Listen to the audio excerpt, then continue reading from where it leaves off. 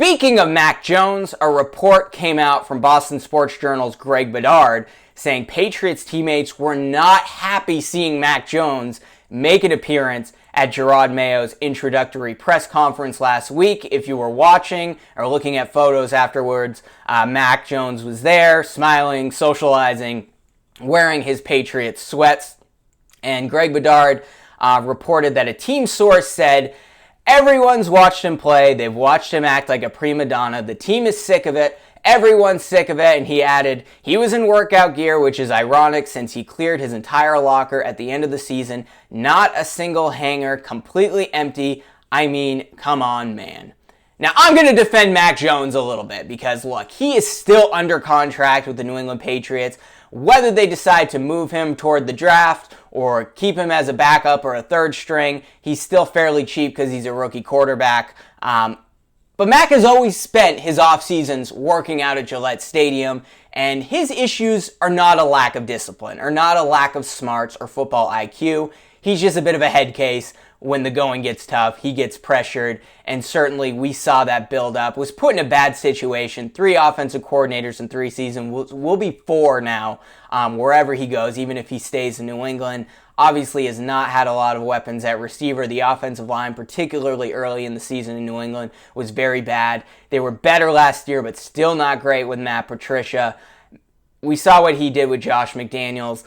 It's a tough spot Mac Jones has been in, but I would not give up on him just yet. If he's a starting quarterback for the Patriots, yes, I would be concerned. But him showing up to work still, working out at the facility, putting in the work, that's not something you should be complaining about. Give Mac Jones credit. He can perhaps revive his career. Baker Mayfield revived his career. It's something that can be done. We've seen it happen with quarterbacks before. I would love to see him get traded to the Niners, be the backup for Brock Purdy in the future, and get a shot at a starting job eventually again. I think Mac Jones has all the tools. Hopefully he lifts a little bit of weights and strengthens that arm a little and works on throwing to the sideline and getting rid of the ball quickly to the sides of the field, because defenses just clog the middle, and that's where Mac's struggles really started to come from, not to mention the weak personnel he was working with in New England.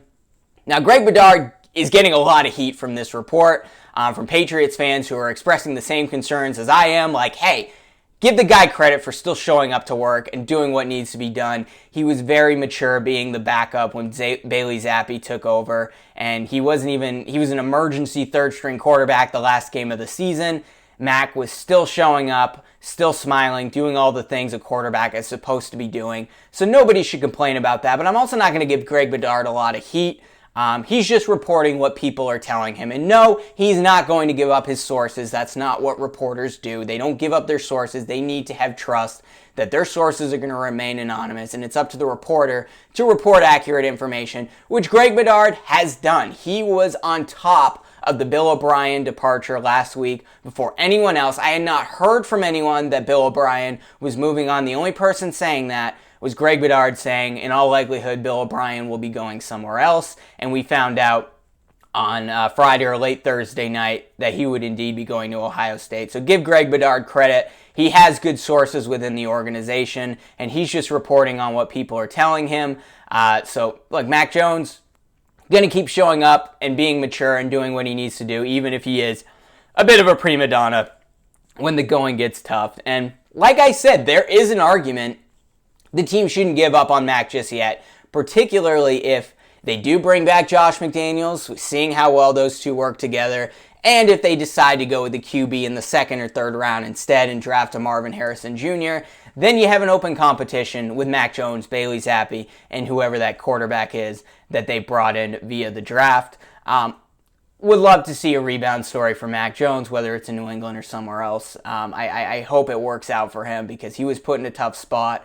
And look, he's going to do well in a QB competition. Like he's a great QB in training camp when they had the red jerseys on, when he's not being hit. So he could certainly earn that role again if it is an open QB competition and they don't get a Drake May or a Jaden Daniels in the draft. But we'll see. A lot of open questions.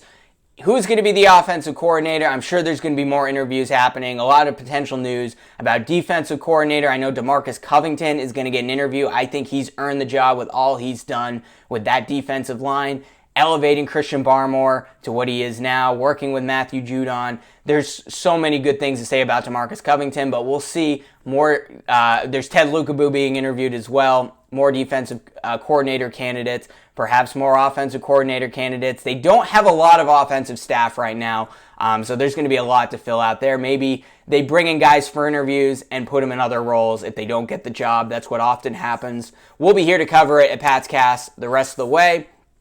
If you're watching on YouTube, be sure to like this video and subscribe wherever you listen to your podcast. We'll be back the rest of the week to cover all the breaking news out of Foxborough.